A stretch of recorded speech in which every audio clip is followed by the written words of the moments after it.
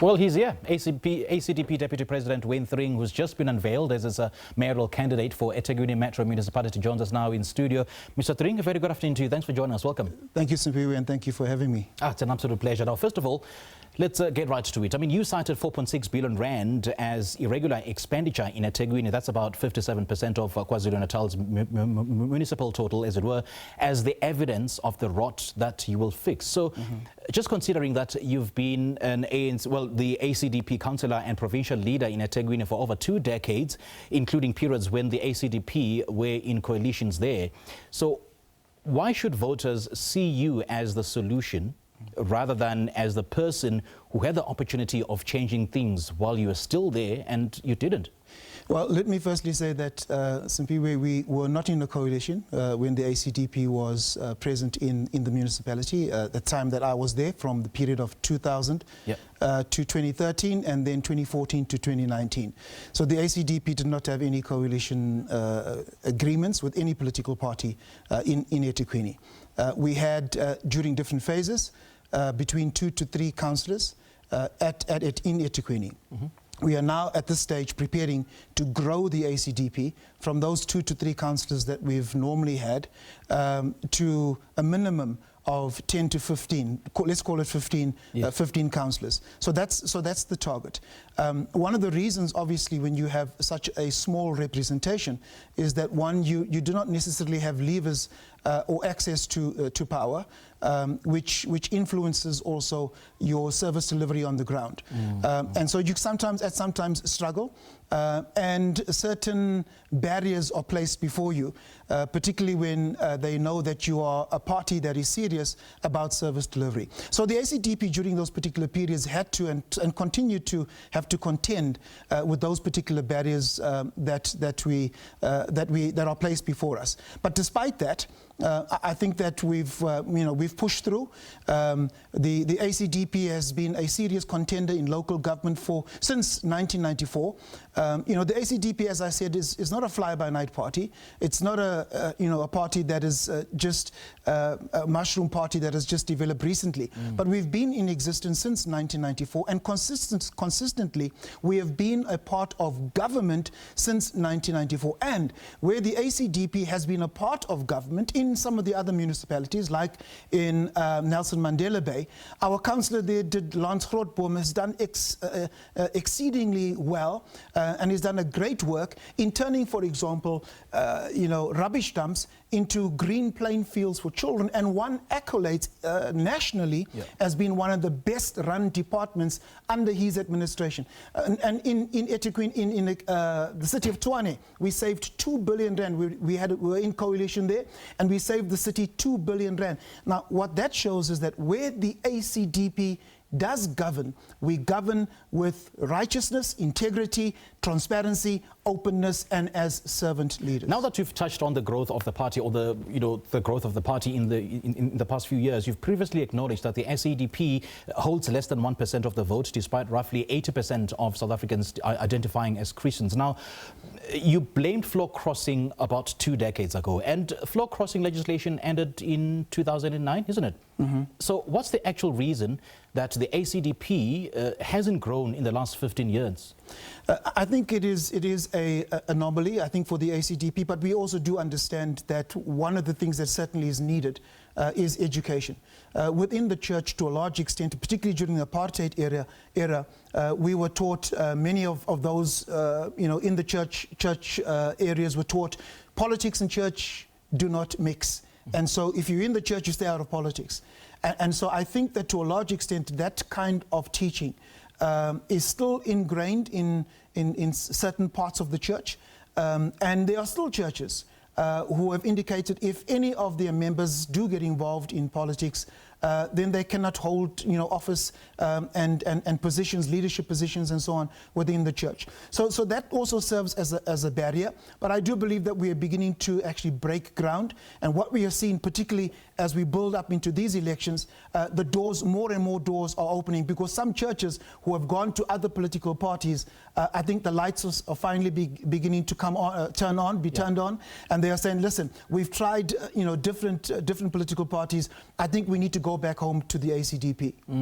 Now back to the issue of the 4.6 billion rand of irregular expenditure that you've claimed in KwaZulu-Natal. Now, irregular expenditure isn't always theft. It can be procurement technicalities. So can you break down how much of that 4.6 billion rand is actual fraud and versus the administrative non-compliance? Maybe if you could back it up. Do you have the audit details to back that distinction? Well, it's not coming from me. This is coming from the Auditor General herself. So the Auditor General has indicated that there's some 4.6 billion rand of irregular expenditure that has comes from eThekwini, and the officials have said, well, the money wasn't really stolen. We just didn't comply with the local government legislation. Your Supply Chain Management Act, your Systems Act, your Structures Act, your MFMA. Now, the rules, legislation is there for a particular purpose, and the legislation is there to ensure that taxpayers' money is protected. Right. And if you then breach that particular legislation, there ought to be accountability. And so the officials themselves in eThekwini are saying, we just did not comply with the legislation, but the money was spent. But if the money was spent and you've broken the legislation that is there ought to be consequences.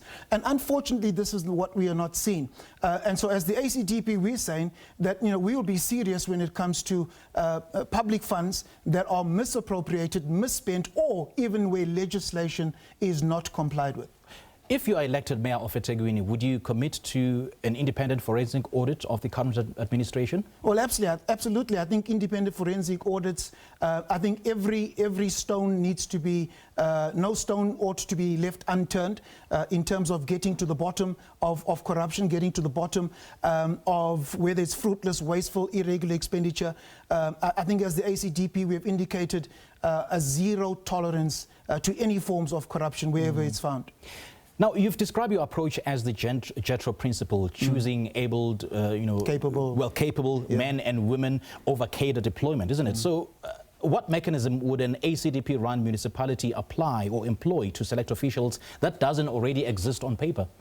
Well, look, I think that one of the challenges, and I think some of the ruling party members have also said, that cadre deployment has actually been hurting the ruling party, right, the ANC, because people who are not fit for purpose have been given positions, and where you have, particularly at a local government level, if you have a municipal manager who does not understand how to read a ledger, income, expenditure statements, you certainly are going to have problems. That particular individual will be open to abuse, and so what the ACDP is saying is that in terms of the JETRO principle, choose capable men. So these are men and women who are, firstly, number one, capable, they are fit for purpose. Right. These are trustworthy men. So as the ACDP, we are saying, look at the track record of the ACDP. There are no scandals in terms of the ACDP being caught, members of the ACDP, leaders of the ACDP being caught with their hands at the till, as former Auditor General Kimi Makwetu actually said.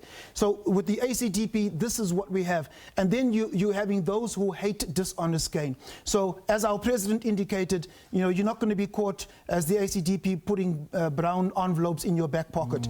The ACDP also, where any of those individuals, if that actually happens, will be dealt with without fear, favour or prejudice. And that's the promise that the ACDP gives. And now that you are contesting eThekwini, but the ACDP has never come close to an outright majority either in KZN or even nationally. So is this candidacy a serious bid to govern or simply a vehicle to grow the party's coalition leverage? Or maybe even MMC? I think any political party that is not, that exists and doesn't have the vision to govern, I think that political party is not really serious. And so very clearly the ACDP does have a vision to govern.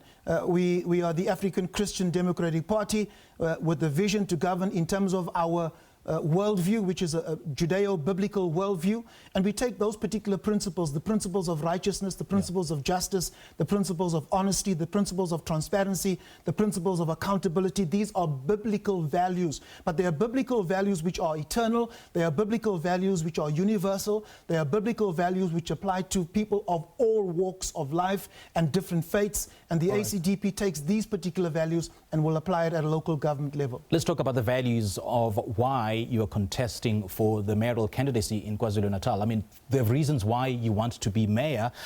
Beyond the corruption rhetoric, what are the 3 measurable service delivery targets, including water, electricity, roads, and so on, that you're personally committing eThekwini voters to?